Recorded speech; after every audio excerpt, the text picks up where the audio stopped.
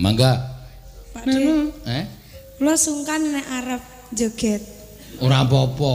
Kowe anggere lamit-lamit karo Pak Ustad kelamit. Kula jenenge joget. Amit nggih Pak Ustad. Tapi kula nek joget kalih cincing.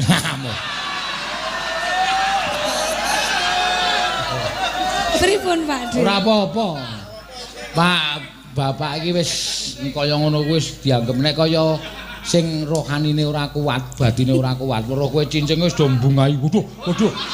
Lah Pak Ustaz wis ora disama. Berarti kados Mas Keswan. Heeh.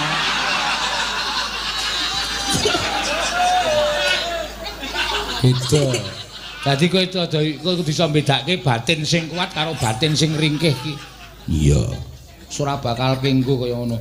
Embane kaya nek nggon wayang ki